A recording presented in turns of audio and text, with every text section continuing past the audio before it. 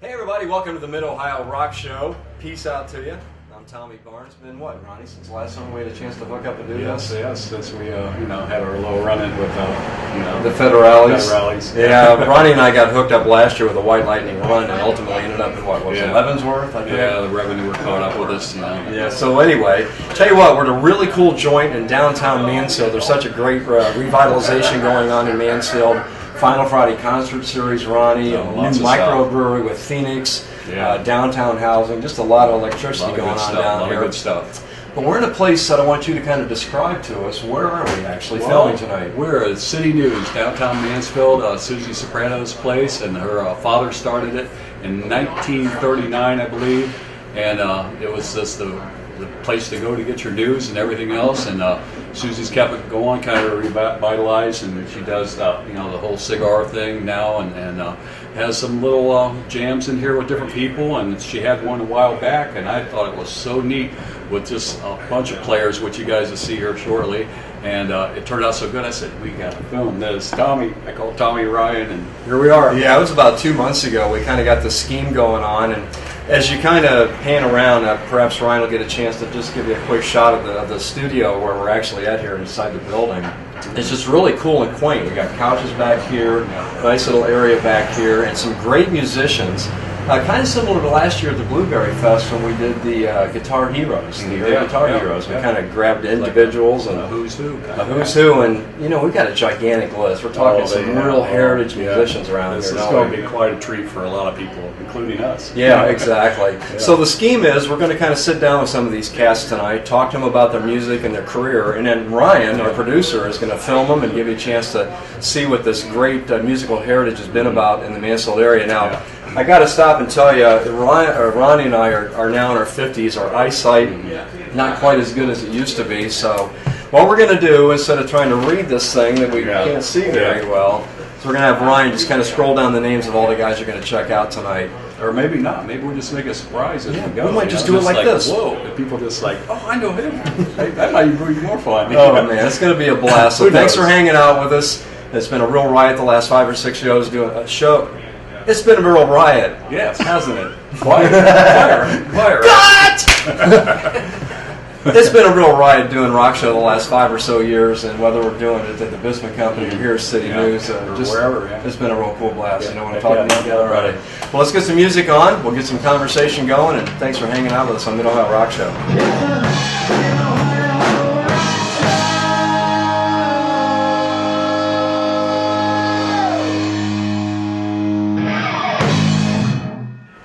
Hey everybody, I'm Tommy Barnes and welcome to the Mid-Ohio Rock Show. We are hanging out in downtown Mansfield tonight. Got a really fun jam night we're going to be doing, introducing you to some folks you may be familiar with and perhaps maybe some that you're not.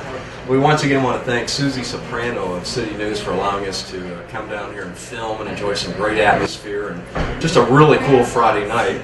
This cat here to my right I have known since I got into radio, which was about 1990 here in Mansfield. Worked for an old station called The Apple, and I think some of the fun times I remember hanging out with you, Ed Jonnet, was at the Renaissance Theater for the Tough Man competitions. Oh, God. That were going on. If I could bring back some old memories. Tell me what you recall about that stuff that's pretty much non-music related here. Oh, yeah. I remember I was sitting in the front row, and I was trying to entice the ring girls, as they walked around, so I did something really stupid. I think I remember seeing that $50 bill and where it went. That's all I'm going to say about that. With no hands, though. I did it with no hands. I know. Yeah. That's why you got to do it a second time. That's correct. That is correct.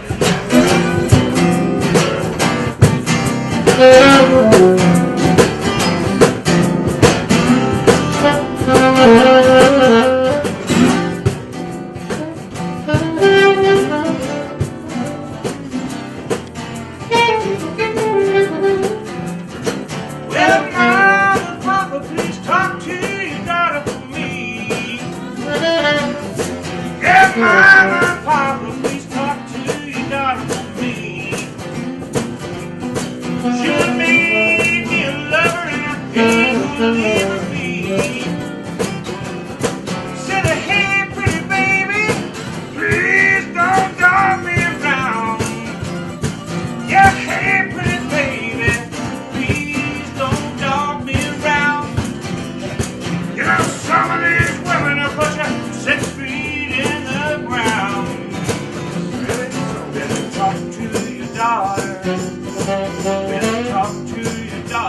Better talk to your daughter.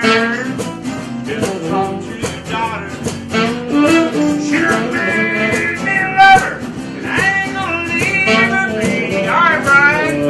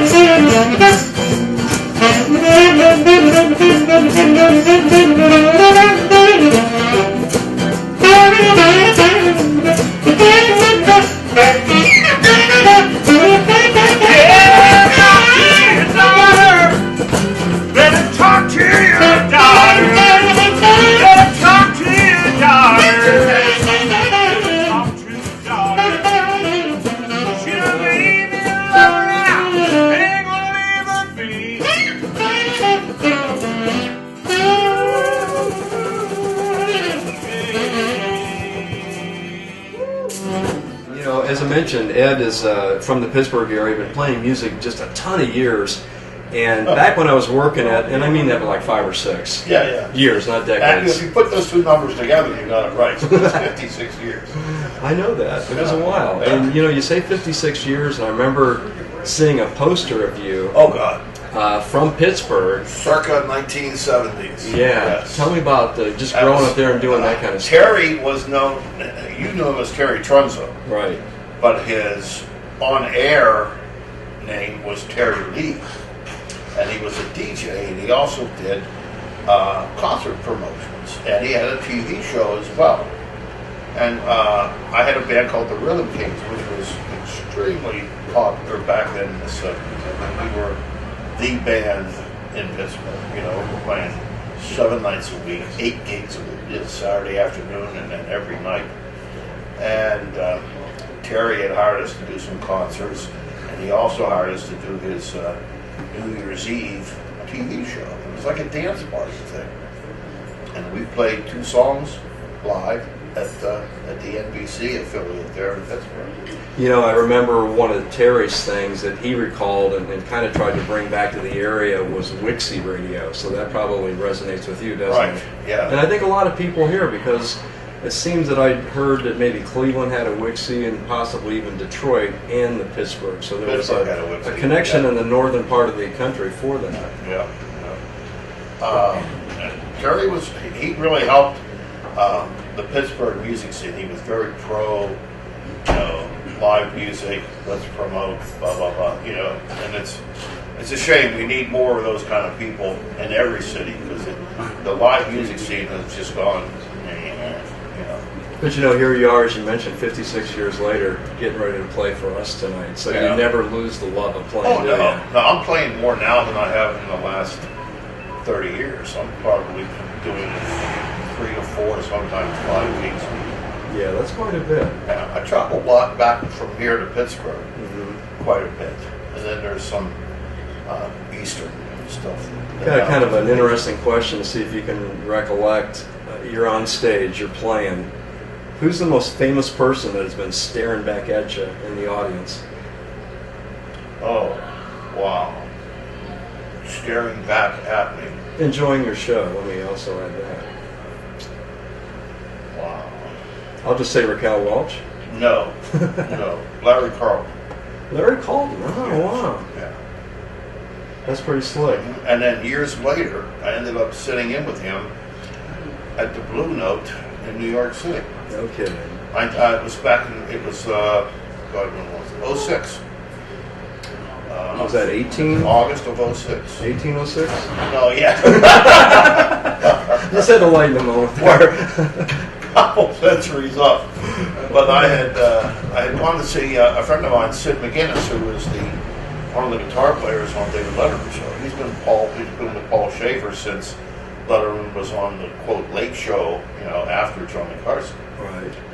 And I went up to see Sid, and Sid got tickets to go see Larry Carlton. And we went and saw the first show. Larry come out, says, "Hey, why don't you guys stick around for the second show?" So we did, and then Larry come out after that little break, and Sid and I sat there and talked. Larry come out and says, "Hey, what song did you like to play on the next set?" And I went, "Oh." Merry Christmas. Minute by minute, he does that minute by minute thing. I've known that solo since he did it. That's remembered. What a great thrill that had to be.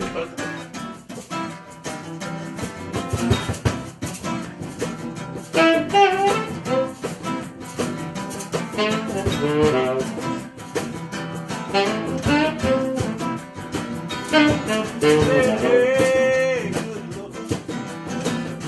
What you got cooking? How about cooking something up for me?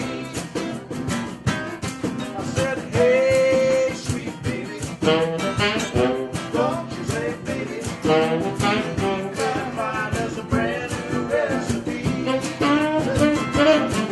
Got a hot fly full and a $2 bill on the spot right away. Sort of pop and then you wanna have fun, come along. Say, hey, good looking, what you got cooking? How about cooking something up for me?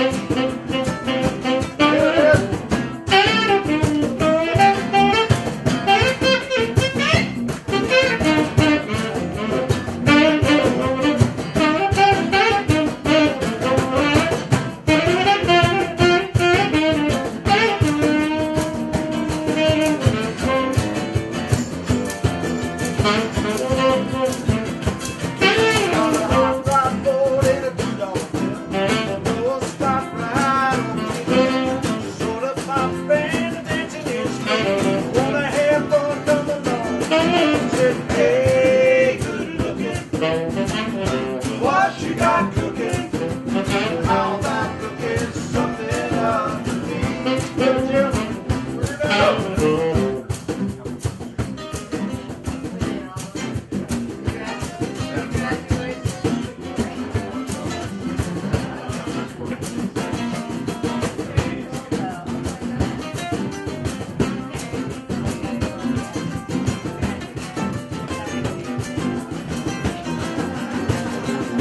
I said, hey, sweet lady, don't you say baby,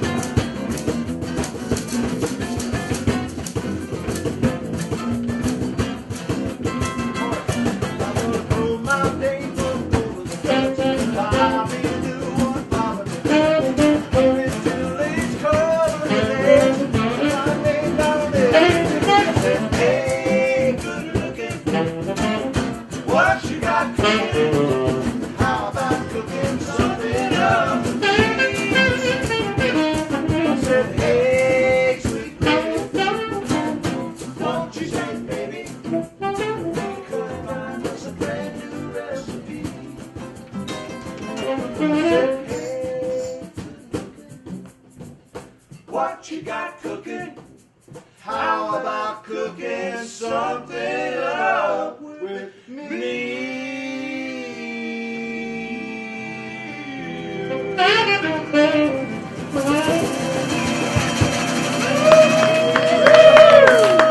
And once again, we're spending time with Ed Jonnet, a longtime friend. Plays a mean saxophone, as you're going to find out here as the evening progresses. We're hanging out at City News in downtown Mansfield. I'm Tommy Barnes. Ronnie, come on, stick your head in here. Ronnie Hughes, of course, always part of the rock show. You and Ed have also known each other a ton of years, and it's just got to be cool. I know, Ed, you played with a zillion guys over your career, and Ronnie the same, just to be able to do that. And you never quit that journey of learning, do you? Well, I know I learned this a long time ago, and I'm sure that Ronnie has, is that we have one instrument and two ears. So you listen twice as much as you play. And if you use that methodology when you're playing with other people, it could be 2, it could be 20, but you listen twice as much as you play because you have to absorb what everybody else is doing. Sometimes you get players that are just out there for themselves, and it doesn't matter what everybody else is doing. And it becomes obvious, doesn't it? On stage, you can always pick out the guy that's like, off in the left field somewhere. There's also Ronnie, as you know, too. I mean, I do this in radio every day. It's the facial nuances, the raising of the finger, the little movement that kind of lets the next guy know, go, play, do your thing. I mean, playing off of each other and being in sync with what everyone's doing is what makes it good. If you're just like Ed said, if you're just doing your own thing and just showboating, that's all you're doing. You guys ever play together yourself? Actually, we have. We have. We showed up down what was that? Cornerstone, is that what it's called then? Just walking. We actually had saxophone on the Stranglehold song. Oh, how cool was that? That probably would have shot us both with an arrow there. A flaming arrow with that. It was cool. It actually worked out good. So Oh my goodness. Well, I don't know about you guys, but my throat's getting dry. I need something to drink, and we're going to go ahead and conclude this part of our conversation with Ronnie Hughes, Ed Jonnet. I'm Tommy Barnes. We're at City News once again, Mid-Ohio Rock Show, and we're going to have a blast tonight. Thanks for joining us. It'll just cost you a couple dollars.